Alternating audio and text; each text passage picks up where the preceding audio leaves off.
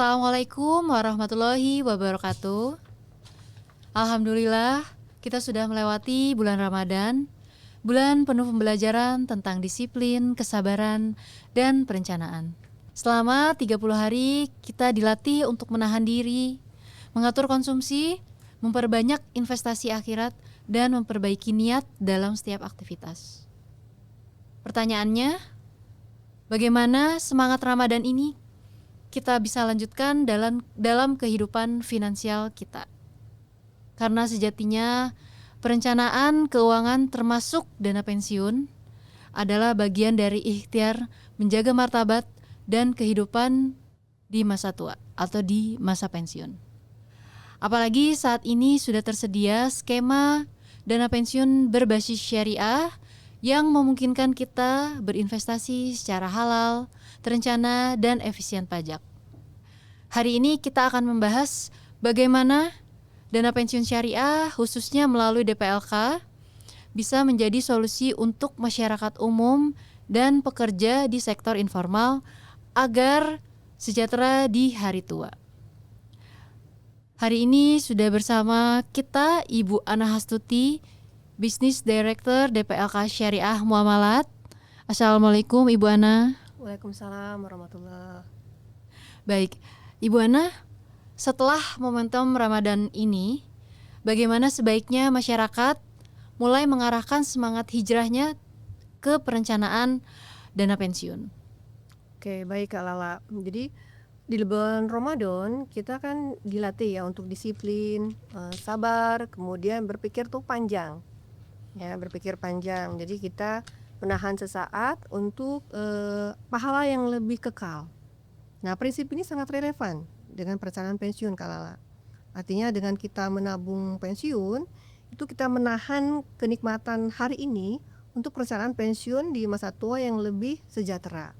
Ya, artinya kalau seandainya kita di bulan Ramadan itu dilatih untuk disiplin, ya, bersabar dan berpikir panjang, maka setelah Ramadan prinsip itu harus kita bawa juga ya di kehidupan kita sehari-hari, terutama untuk perencanaan pensiun. Kita harus disiplin merencanakan, disiplin untuk menyisihkan ya sebagian penghasilan kita untuk perencanaan pensiun di masa tua biar sejahtera.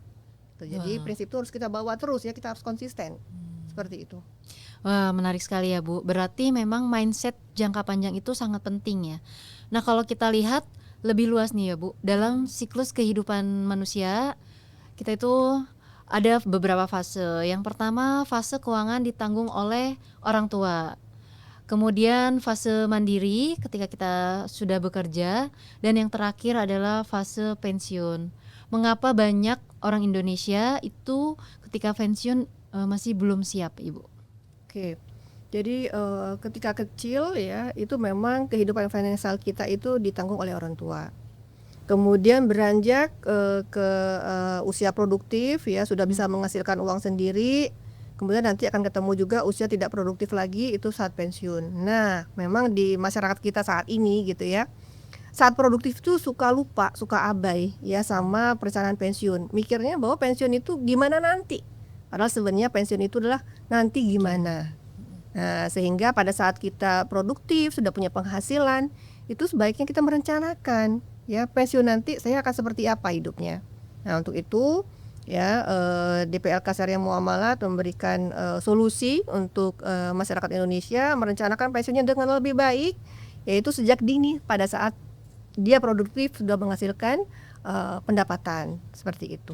Baik, mungkin sedikit tambahan ya Bu ya, mungkin saat ini generasi muda gitu, milenial, Gen Z itu masih belum memikirkan nanti ketika pensiun gitu, dan masih untuk saat-saat ini ketika produktivitasnya tinggi, mereka masih lebih memikirkan saat ini ketika bisa beli kopi atau misalkan belanja, nonton konser dan lain-lain. Nah, seharusnya sejak saat ini ketika kita masih bisa produktif gitu, bisa memikirkan nanti ketika pensiun bagaimana, dan bisa memutus generasi sandwich ya Bu. Betul.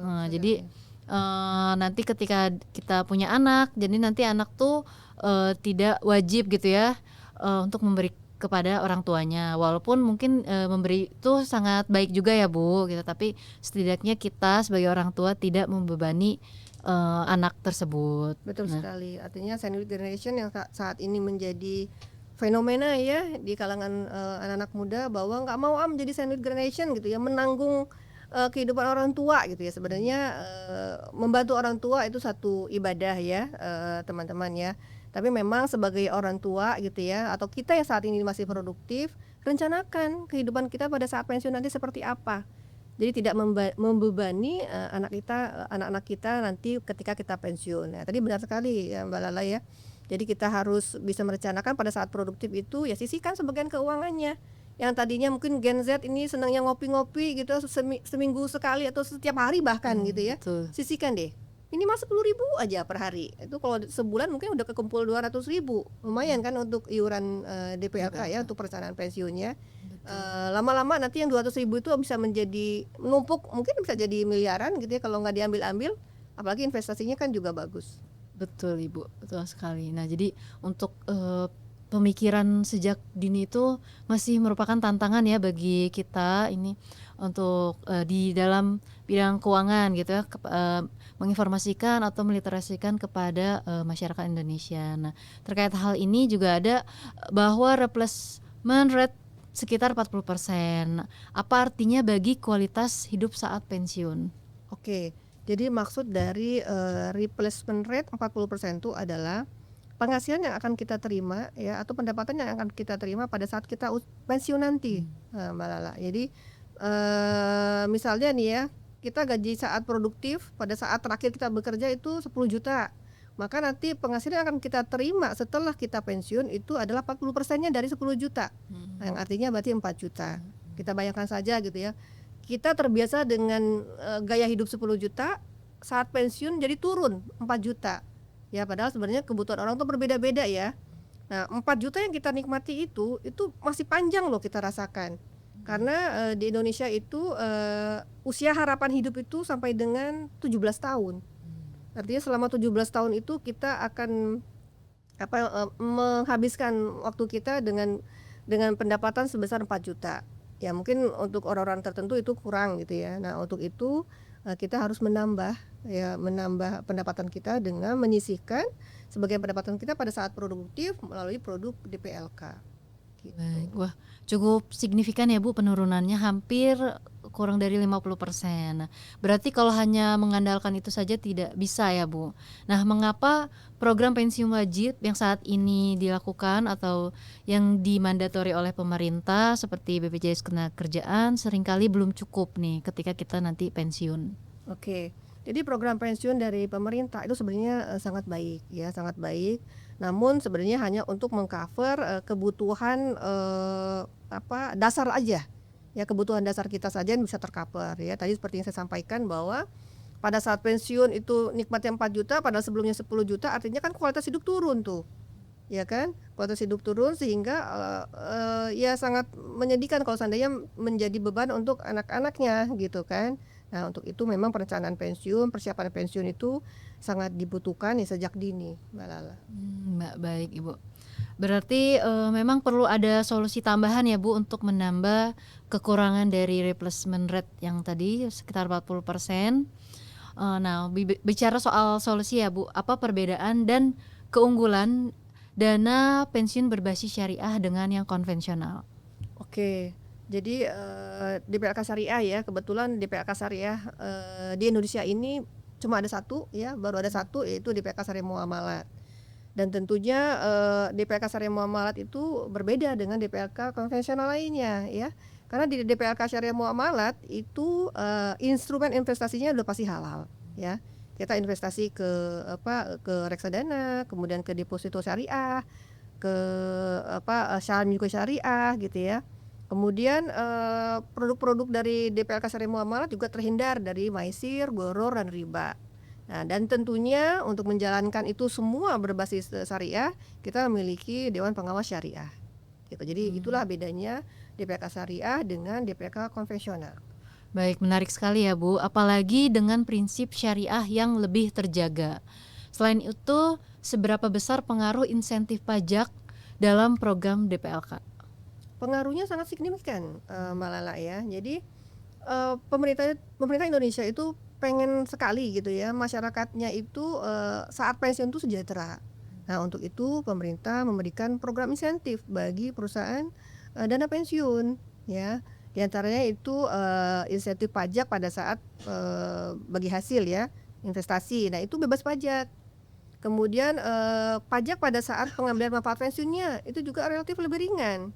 Sehingga dengan insentif pajak yang, diterima gitu ya, dana yang yang terkumpul oleh para peserta di DPLK itu insya Allah lebih optimal, seperti itu. Wah, cukup menguntungkan ya Bu ya dari sisi efisiensi pajak nih. Nah, kalau kita lihat dari sisi masyarakat, bagaimana solusi DPLK untuk kalangan atau pekerja informal dan generasi muda nih?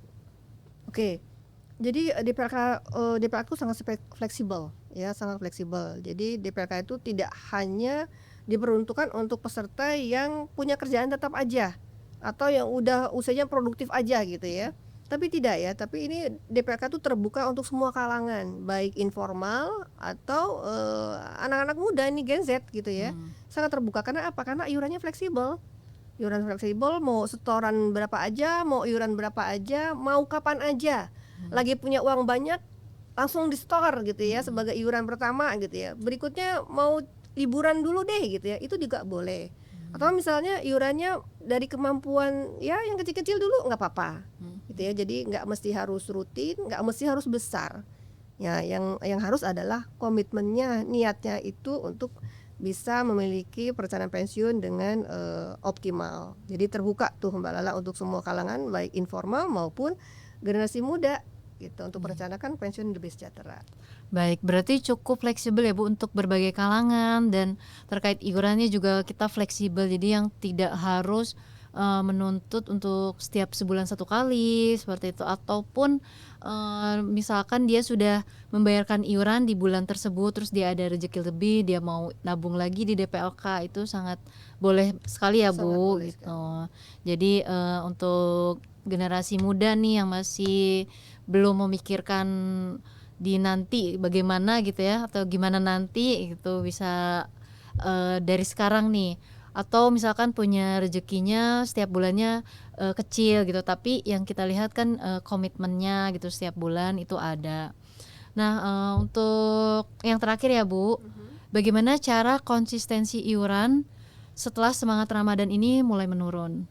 Oke, jadi, semangat di bulan Ramadan yang semangat disiplin, sabar, kemudian berpikir panjang gitu ya, harus terus kita bawa di kehidupan kita setelah Ramadan. Caranya gimana? Ya kaitannya dengan perencanaan pensiun adalah tadi kita niatnya sudah ada, komitmen juga punya. Nah, kalau kita nasabah, perbankan gitu ya, nah itu kita bisa minta ke, petugas bank untuk melakukan auto debit otomatis. Jadi kita dipotong secara otomatis dari rekening tabungan kita untuk disisihkan ke, produk DPLK. Jadi nggak ada tuh kata-kata lupa gitu ya, yang penting isi saldo.